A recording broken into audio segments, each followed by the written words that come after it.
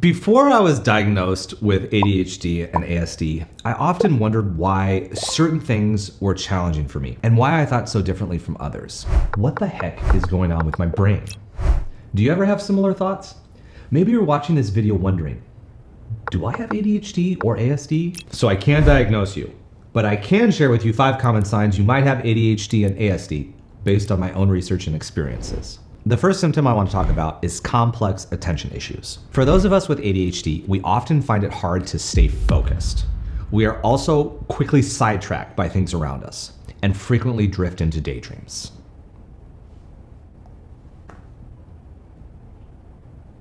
Sorry, I was daydreaming. What was I talking about? I have a very difficult time focusing. I will be in a meeting, and 15 or 20 minutes into that meeting, I'll need a break. This kind of sounds weird, but it's very common for me to just leave meetings. Yeah, that sounds really weird and a little bit rude, but it's what I need to do if I'm going to be able to focus. When I'm writing my content for these videos, I have to take breaks every 15 minutes, and I love making this content. The good thing is my breaks, they're not disruptive, and most of the time they're really short, sometimes just 20 or 30 seconds. So these are easy adjustments I can include in my schedule. The other issue is distractibility. This can be problematic, so I've made adjustments. When I'm working, I have to have a very, very structured environment.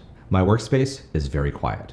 If I'm listening to music, it's either jazz or classical. The temperature is cool and consistent, and there's very limited possibilities for interruptions. For those with ASD, they can become so deeply engrossed in particular interests that they might struggle to switch their attention to other important tasks or engage in social interactions. I've been so engrossed in design projects or video editing that I've forgotten to eat, drink, shower, and even sleep.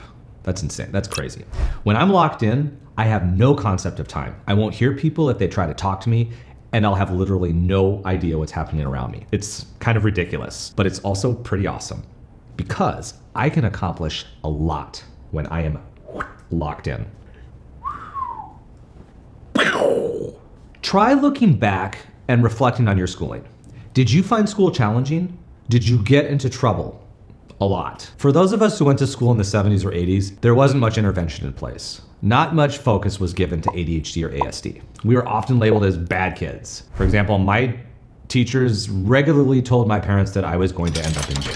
It's gotten a lot better with time, but schooling can and does still pose a lot of challenges for those with ADHD and ASD. So let's summarize this first symptom. If you struggle to stay focused, are easily distracted, and become super engrossed in a project or task to where you are oblivious to what's happening around you, you might have ADHD and ASD. Symptom number 2 is sensory sensitivities. For those of us with ADHD, we often have an increased sensitivity to our surroundings, making us prone to being distracted by sounds or things happening nearby. This can mean that people with ADHD may get overwhelmed when in large crowds or in an environment that is really noisy. It may lead to feelings of dizziness or irritability. I do not do well in large crowds or medium crowds or any crowds. My head is drawn to every different person and every sound I hear. There's so much going on around me, it's hard to focus, which makes me feel dizzy, and I don't like feeling dizzy. For those of us with ASD, we often have heightened sensory reactions. This can mean avoiding certain textures, sounds, or lights, and sometimes being drawn to intense tastes or physical feelings. I avoid bright flashing lights and loud sounds. Those will make my brain hurt. Car horns, whistles, those kinds of sounds make my head want to explode. Interestingly enough, I'm also extremely attracted to certain textures and smells. So there's this really tiny white flower that grows in Asia. It's called devilwood. And every time I smell it, I feel mesmerized. It's so intoxicating. I'll be on a walk with Debbie and we'll pass the devilwood and I can feel it. I can feel it, I can sense it from a distance. I know it's coming. And as I approach it, it starts building. It's flowing in my body. It starts to take over my brain. And then when I get right where the devilwood is, I just have to stop there. I stop there and I smell. And yeah, people when they walk by, they look. They're like, what's going on over there? What's this guy doing? Because I'm standing in front of a flower, breathing very deeply and loudly. The smell is so good. If you have a chance to get a hold of some devilwood, you gotta get it. It is the best floral scents you will ever smell. I'm sure there's a lot of fragrances that use it. If not, I just gave you the secret to fragrance success. Devilwood is not sponsoring this video. This is coming from the heart. I'm also really addicted to my needle cubes. I carry one of those with me when I'm out and about, just in case I need a little help resettling. Whenever I go to get my hair cut, I've always got my needle cube. Okay, so let's summarize the second symptom. If you are sensitive to large crowds, or lights, or sounds, to the point where it makes you feel sick, or you are super attracted to certain textures or smells, you might have ADHD and ASD. Let's move on to symptom number 3, which is social interaction challenges. People with ADHD often struggle with social cues, leading them to interrupt others unexpectedly or find it hard to keep pace in conversations. It's so weird because I always feel like people are interrupting me when I'm in conversation, but it's actually the opposite. I'm the one interrupting. I have to constantly fight the impulse not to cut in when others are in mid-sentence. I'm still working on this, and I'm getting better, but it's so hard. If I don't say it right then and there, I'm gonna forget it. I'm gonna forget about it. And the truth is, once it's in my brain, I can't really hear what other people are saying anymore. If I just dump it and get it out there, then I can start focusing on what other people are saying. It doesn't really work like that very often. And if you interrupt people a lot constantly, what I found out is they won't want to include you in conversations. And that can suck. For those of us with ASD, we often find it challenging to pick up on subtle social signals, like reading body language, holding eye contact, or forming friendships with peers. I've never been good at reading body language, and having to make eye contact, that makes my stomach hurt. It's also hard for me to make friends because it's hard for me to be in social situations. It can be isolating at times, but luckily for me, I've got a close group of friends that are very special and important to me. They're my best buddies. But those relationships took a decade or more to develop. To summarize this symptom, if you struggle with social cues, interrupt others frequently, have a difficult time with body language and making eye contact, and have a hard time making friends, you might have ADHD and ASD. The fourth symptom I want to introduce is issues with emotional regulation. People with ADHD tend to get frustrated easily, show impatience, experience mood changes, and might struggle to control their reactions to emotional situations. Being patient is so hard for me. My body will start twitching and shaking when I have to be patient.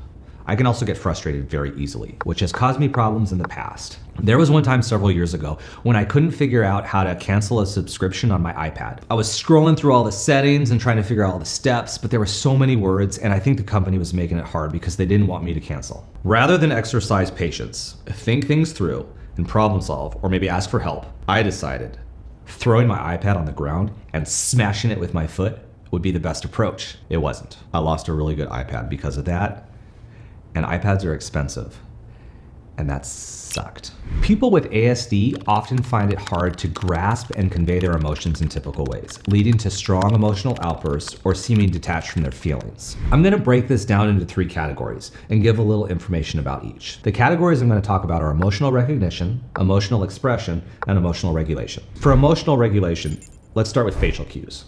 Many individuals with ASD might struggle to interpret emotions based on facial expressions.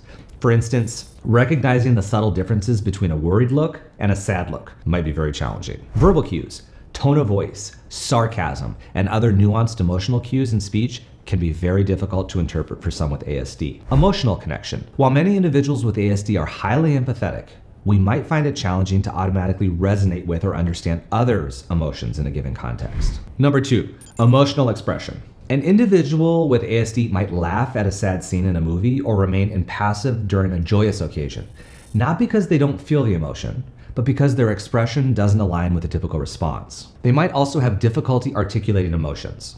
Even if we feel emotions intensely, some individuals with ASD might struggle to articulate or label their feelings. We might know we're upset, but we can't always specify if we're feeling angry or sad or frustrated. We also have reduced nonverbal expressiveness.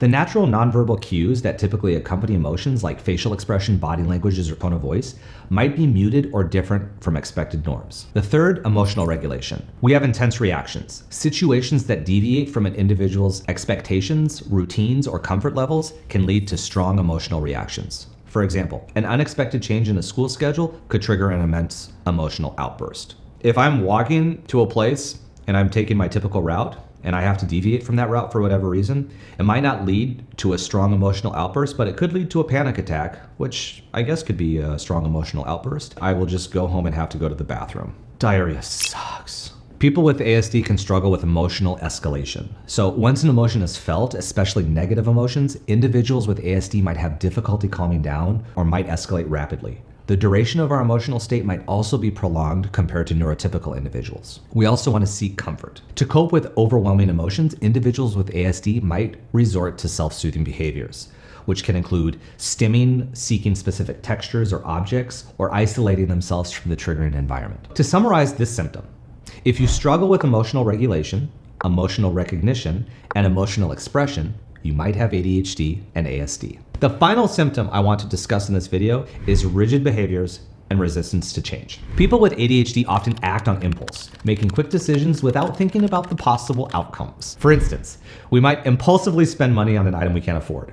Maybe we'll blurt out an answer in class without being called upon, or decide to go on a road trip without making any preparations. This spontaneity can sometimes lead to unforeseen challenges, like financial strain, misunderstandings, or being ill-prepared for a situation. Also, they can make for really great stories, sometimes embarrassing stories. People with ASD often prefer set routines and can find it very hard to adjust to changes, sometimes showing repetitive actions or habits. For me, I really struggle when appointments or meetings are delayed or canceled. I also have a tough time going from point A to point B if my preferred route is obstructed. This one is a little bit weird, but I can eat the same meal 2 or 3 weeks straight. I really got involved with a sweet and sour pork dish from a Thai restaurant near our house. Really involved.